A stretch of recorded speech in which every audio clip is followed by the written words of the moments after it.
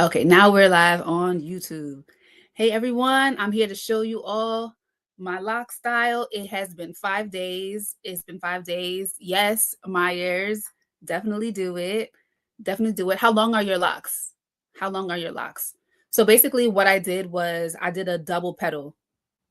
So a typical petal is when you take the end of your lock, you bring it towards your roots, and then you rubber band it to the root. However, because my locks are so long, my locks are down to my butt. If I were to do a petal, it would probably be at like my bra strap length, or maybe a little shorter than that, maybe like somewhere around here, probably. So I wanted it shorter, so I just looped it again. So instead of just looping it once, I looped it twice, and then that creates the double petal effect. So that's what I did. That's what I did. And it creates a lot of volume and a cute little change of pace, you know? I don't have to worry about my hair getting caught indoors. I don't have to worry about my hair getting, you know, sat on, whether it's by me or someone sitting next to me. And thank you for all the likes. Thank you for all the likes. So let me know, where are you tuning in from? And how long are your locks? How long are your locks? And let me know where you're tuning in from. Right? So my locks, I've had my locks for 15 years, although I did cut off like a foot of length back in like, it was December 2022. I think it was like right at the end of 2022, I cut off about a foot of length. First, I cut off like 6 inches, but then I went to Cafele and he cut off like another 6 inches. And then my locks were at like my, somewhere between my waist and my tailbone. And then it didn't take me very long to grow my locks right back down to like my butt crack. So, of course, my genetics do play a role in the speed of my hair growth. My hair always grows. I mean, everyone's hair grows, right? Everyone's hair grows. But I do take into play all of the pillars of hair growth when it comes to this, how I was able to grow my hair back so fast. So the 5 pillars, and this is something I made up. I don't know if there's necessarily 5 pillars, but this is what I refer to when it comes to hair growth. Number 1, hydration. And why does hydration matter? Hydration matters because have you ever gone to the doctor to get blood drawn? I remember one time I went to the doctor and she drew my blood and she was like, oh wow, you must drink a lot of water. I said, what do you mean? She said, it's the blood is just flowing. It's flowing.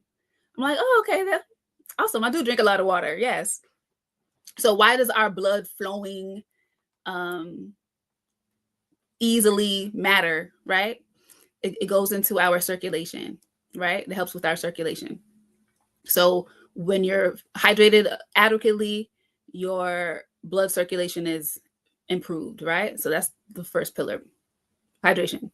And then that also leads me into the circulation part, right? So our blood circulating to our scalp is really important for hair growth. Why? Because hair grows from the scalp, right? And hair grows from the scalp because our blood is delivering nutrients from our food to our scalps, right? And that encourages the hair growth, right? Which brings me to number 3, nutrition. So if your blood is full of toxic foods, empty calories, you know, like you're not nourishing your bodies, then the blood that you have is not going to deliver those nutrients to your scalp because it doesn't have those nutrients.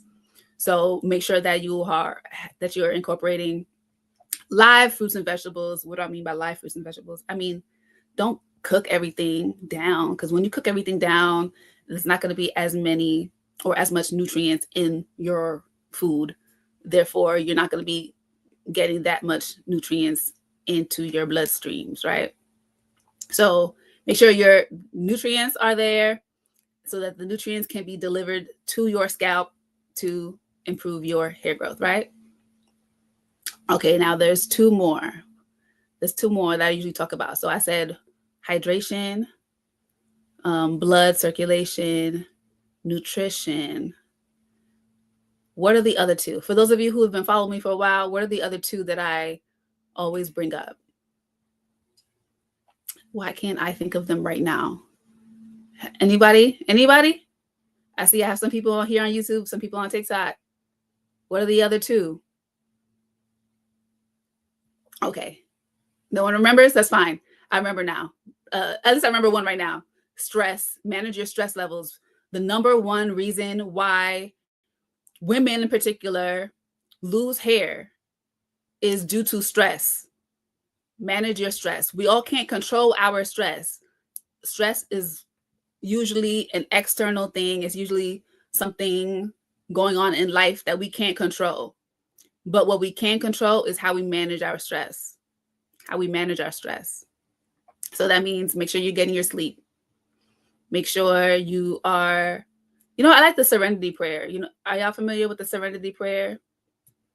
It goes like, God grant me the serenity to accept the things I cannot change, the courage to change the things I can, and the wisdom to know the difference.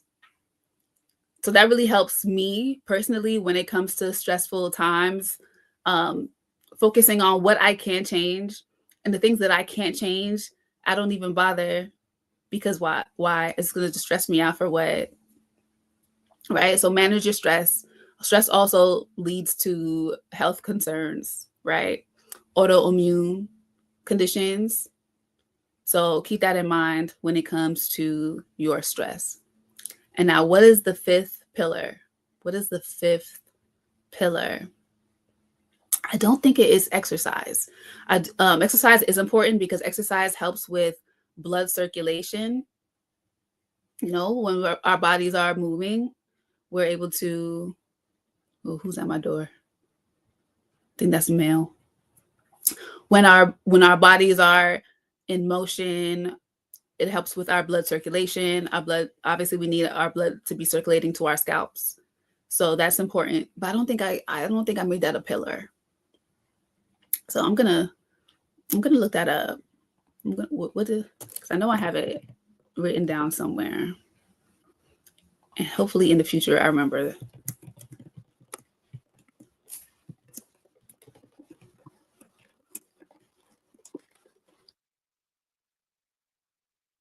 Oh.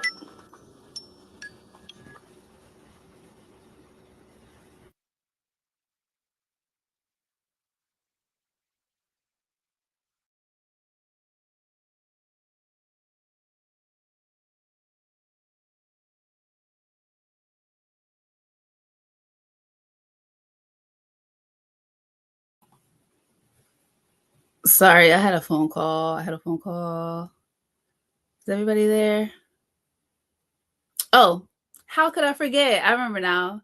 Okay, the last pillar is what you use externally to support your hair growth. Healthy hair products. I'm an advocate for organic, of course. Why? Because when you're dealing with unorganic products, you never really know what you're getting.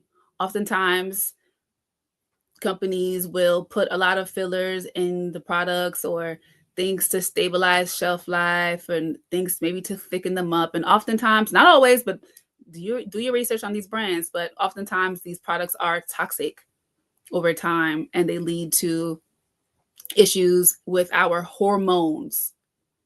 So we want to make sure that we are taking care of our hormones, especially us as women. We women, especially us Black women, we do deal with fibroids. We have higher rates of cervical and uterine cancer. So it's really important that we keep that in mind when it comes to the products that we are using. I do want to remind you all, if you don't know, I'm letting you know now that on our shop, we do have buy one, get one free right now, while supplies last, that is. So definitely shop, grab your products now while they're buy one, get one free. This is the only time we're having a buy one, get one free sale this entire year, 2025. So definitely hop on that now. I have the links down below. And for you guys, the links in my bio. All right. So if anyone tuning in has any questions, it's a great time to ask. It's a great time to ask. I'm just scrolling the comments here. No questions. No questions. Well, I'm going to get back to the hair since there's no questions. I really like it. Do you guys like it? I don't know. Do you guys like the short hair? I know you guys are used to seeing hair down to my butt. Ms. MC, definitely, please feel free to ask your question. I'm going to stay on here for like another 5 minutes. So if anyone has questions, ask now, please. Feel free. I'm grateful. Mother of Four says, hi, Keisha, it's really cute. Love the hair. Thank you so much. Thank you so much. Star or ST6R says, been listening to you on YouTube as a kid, just turned 25, and my second set of locks are healthy and long. Nice. Congratulations. Congratulations on your lock journey. And you said you're on your second set. Nice. So when did you start following me? You said as a kid. I started YouTube when I was 19 and you're 25. So if you started watching me when I first started, then you were probably like, maybe like, Keisha, what is math? What is math? You're 25. I started, you were probably in high school. I'll say that. Or maybe middle school. Maybe middle school. Okay, I'm getting all these notifications on my phone. Okay. Ms. MC says, sorry, I don't know if you've covered this, but do you think crocheting your locks are a good idea? By the way, I love your locks, advice, and videos. Thank you. I'm 8 years locked. Nice, nice. 8 years. Shout out to 8 years. By the way, 8 years was like one of my favorite like eras. Great length. Locks were not too long. I mean, they were like at my waist. They were at like a length where I can still do a lot of fun styles, and it wasn't overwhelming. Like now it can get overwhelming doing the styles on my locks this long. But yeah, shout out to 8 years. But to answer your question, I think that that's best if you have a certain hair texture. Say your hair is looser, or even people with like fine hair, sometimes it's just harder for the hair to lock into the lock. So if you're dealing with struggles with like loose hairs that are like not locking into the lock, then crocheting is a great way to get those hairs under control and into the lock. If that's what you want, if that sort of neatness is what you want. At the end of the day, your locks are yours and you don't need a manicured look. And it's okay to not have completely manicured locks. It's perfectly okay. It's natural. Our hair is kinky, coily, curly. Some of us wavy, and maybe even some of us have straight hair. And if that lock doesn't organically lock into the lock, even if you're palm rolling it, even if you're, retwisting it, however, locksmithing it, if those hairs don't want to stay and you're okay with that, that's perfectly fine. By no means do you have to have loose hairs locked into the lock. It's all up to you. But if you would prefer a more manicured look, then crocheting is a great way to get them to do what you want it to do. So basically lock into a lock. So yes, crochet needles. I do offer crochet needles on my shop as well. Yes. I'm glad you love your locks, as you should. As you should. Okay. So I'm going to stay on here for like another minute or two. So any more questions? If anyone has any more questions, ask now, please. Now. Because I have to run.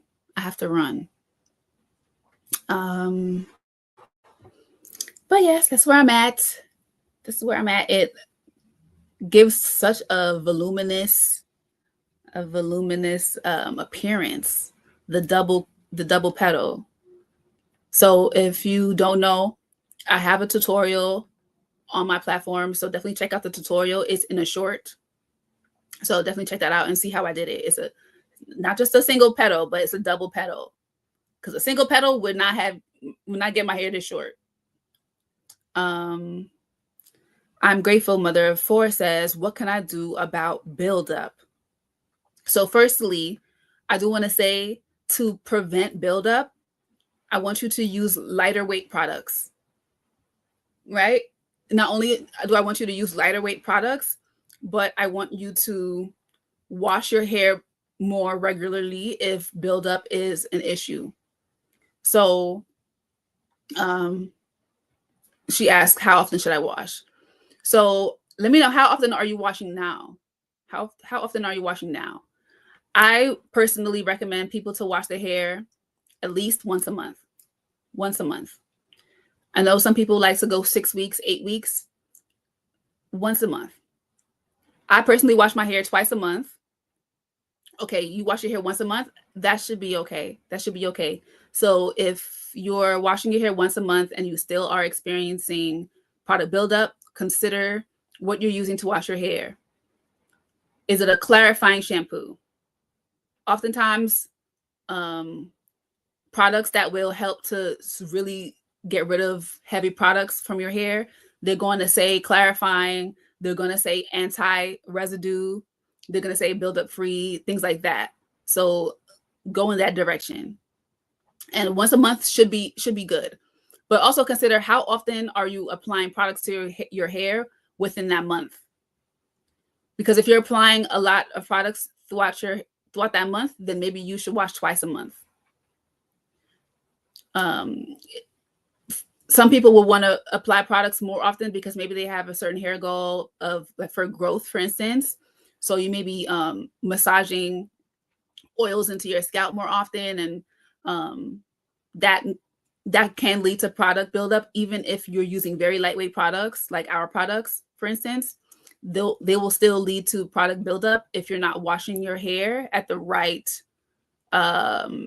frequency.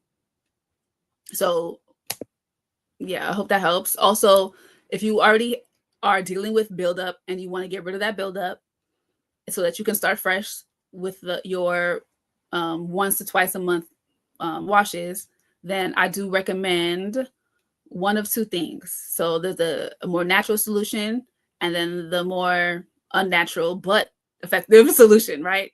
The more natural solution, I recommend diluting apple cider vinegar and water in hot water, as hot as you can stand it. Soak your hair in that and massage your hair in that, and that will help to loosen up buildup. And do that a few times. And by a few times, I mean a few rounds, but not only just a few rounds, but you may want to do that like maybe another 2 weeks, do it again, right? Also, that's the more natural solution, but the less natural solution is to use dish soap. I know people, it's a very controversial take, but it is effective. Like Dawn, Palmolive, those soaps really do help to get rid of buildup. Consider that that's what they use on the ducks when they're in the water with the oil spills. They use that on the ducks. So Dawn is a really good soap to use. So I have used that when I wanted to try it out personally. I've heard so many people say that they use it, so I want to try it myself before I can like recommend it to people. And it definitely works a lot faster than the apple cider vinegar option. So that's up to you. If you're like a Puritan, you only want to use natural solutions, then do the apple cider vinegar water. By the way, a lot of people out there, they like to mix baking soda and lime and lemon and salt and whatever herbs they want to put in the apple cider vinegar water. You don't got to do all of that. You don't want to do all of that. You're like playing with the pH of your hair, and when you mix in baking soda and apple cider vinegar and all that. Apple cider vinegar and water is all you need, and hot water. Okay, as hot as you can stand it. Okay, but yeah, but if you don't want to go through all of that and you're not a Puritan with the products, with the ingredients, then try the Dawn. But again, they use the Dawn on the ducks. And the ducks are all right. They flourishing, right? I don't know. I haven't interviewed any ducks, so I don't know if um if they're pleased. But just so you know, that's an option. Um, Ms. MC, ooh, Ms. MC says, wait, where to go? I forgot to ask you. Oh, wait. Uh, okay, wait. Okay. Sorry, I'm behind on the comments. Okay, Yana says, or Yana says, I wash once a week because I had a lot of dry, flaky scalp. Yana, what are you using to wash? What are you using to wash? Because oftentimes, okay, I also want to ask you, when you say you have a dry, flaky scalp, what kind of flakes are you experiencing? Because if you're just having a dry scalp, the flakes are going to be really tiny, like, and that's dry scalp. And you can really just like increase your water intake and see a drastic change in your scalp by just drinking more water. But if you're talking about like you're experiencing like big flakes, large flakes, like that's dandruff. And I want you to use a dandruff shampoo. Head and Shoulders is a trusty one. It works. I can't think of the other brands right now, but definitely shampoos with zinc in it really help. So keep that in mind when it comes to the flakes that you experience on your scalp. If they're like bigger flakes, like dandruff flakes, versus the really tiny little dust flakes from dry scalp. Then when it's just the dry scalp, try drinking more water. And after wash days, make sure you're oiling your scalp to seal in that moisture. And that might be all you need. But again, if it's dandruff, then try the dandruff shampoos. Yeah. Okay. I am grateful. Mother of Four says, oh, you're welcome. That's what I'm doing. I put oil in my hair every day because it'd be so dry. Okay. If your hair is dry, oil isn't. If your hair is dry, oh gosh, I have a Zoom meeting. Okay. If your hair is dry, oil is not what you need to put on your hair because oil is a sealant. Oil is going to seal in whatever state your hair is already in. So if your hair is dry, you applying oil is going to just seal in that dryness and it's going to stay dry. What you need to be doing is adding moisture to your hair. Moisture comes in the form of water. So I want you to use water-based products or water itself even. You can use water itself and then use the oils to seal in that moisture, but make sure you're not just adding oils to your dry hair. Use the oils after you just wash your hair. Use the oils after you just misted your hair. I do recommend our rose water moisturizer. It is a leave-in, so it helps your hair stay hydrated longer. So definitely try that. But yes, you should not be applying oil to your hair every day. That's not a good idea. Even if you're using the lightweight oils, it will still cause buildup over time if you're only washing your hair once a month. So I hope that helps. Use a water-based moisturizer daily rather than oil daily. Okay, Ms. MC16 says, I forgot to ask you, besides the satin pillowcase, how do you wrap your head at night? Honestly, most nights I'm just using the pillowcase. That's it. I don't usually wrap my hair at night because I just get annoyed and I can't sleep. But if I have a fresh retwist, I will put on like a scarf like this. I just so happen to be sitting on it. I'll use a scarf like this to wrap around here to keep my hair neat because I just got a fresh retwist. I want to preserve that. Otherwise, I just use the satin pillowcase. But right now with this hairstyle, I have been using this to cover the whole thing. Right? Yeah, so I'm a scarf girl. If I have my hair in curls, I'll use a bonnet. I have a custom made bonnet. It's nice and big and fluffy, and I use that when my hair is curls. Awesome. So I do have to get off of here, but I'm gonna just rush through these last bit of comments. I have 94 locks. 94. When I first started off, I had 120, but I combined a bunch, and now I have 94. Castle soap. So So definitely, I use Castle soap sometimes. I use Dr. Bronner's. I like the tea tree and the peppermint, and I like the lavender one, but not so much for my hair. I like that for like my body, like a body wash. Um, you can. I've never tried the Castle soap for the soak. For the soak, I've only used the apple cider vinegar situation and the Dawn situation. So um, that could be something that I try at some point. When I was offering shampoo on my shop, it was definitely a Castile based um, shampoo, and it was a anti buildup shampoo. So definitely take that into consideration. If you're dealing with buildup, try Castle soap. Um, okay, so Yana says it's definitely dandruff. It's definitely dandruff. So you're saying I need to oil my scalp more often. Thank you. Well, if you're dealing with dandruff, oiling your scalp more often may not necessarily help you. It may feed the issue because dandruff is caused from fungus and oil can feed the fungus. So what you want to do is tackle the dandruff first and foremost. So focus on the shampoo you're using. Make sure you're using a dandruff shampoo, a medicated shampoo.